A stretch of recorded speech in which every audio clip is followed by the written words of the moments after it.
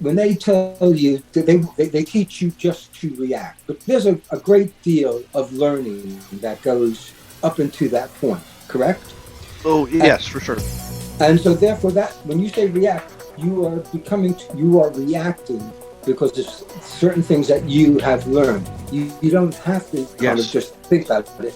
That's where that yes, autopilot kind of comes into it. But you learn right, intrinsically some of the very fundamental things about self-defense, attack, right, alertness. All these things are immensely important in your early training in the military. That's why right. you are qualified to just react, because this has been pounded into you.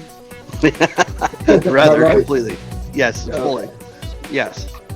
So, again, the struggle I have is that I speak to a lot of people who are aware of the benefits of physical exercise and working on their mental side as well. You know, I see Bob every morning at the gym. We're there before it opens with that keen.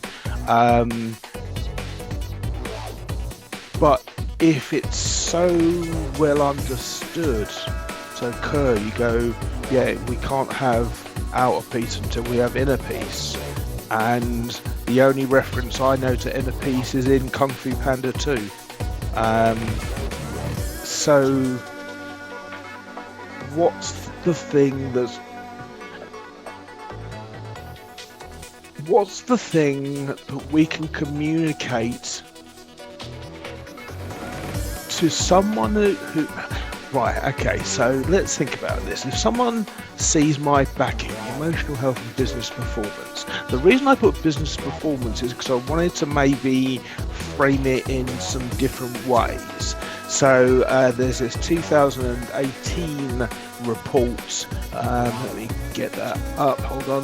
2018 report. It's estimated that $236 billion in 2018 as the result of mental illness, severe mental illness. So looking at it from a business perspective, I'm an HR manager, Kerr, or Bob, or Chris. And what am I seeing that would give me cause to think I should look out a way of sorting this out, Bob? I do some HR work.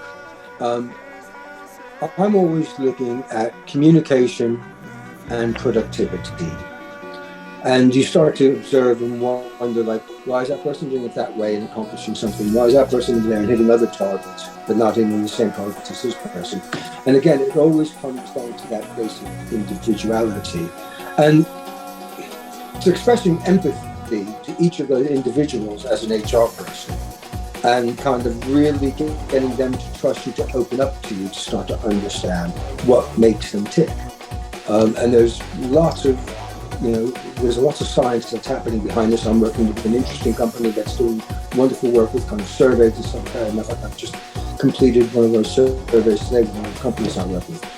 It's brilliant because it starts to give us insights into the individual and how we can then get them to be happier in their environment. And that is fundamentally the most important thing. It's making sure that they are happy in the environment they are working in. An environment is quite a large topic. It's not only the office or the warehouse, it's the people, it's all the conditions. If you get those conditions right, you watch productivity happen at a greater rate.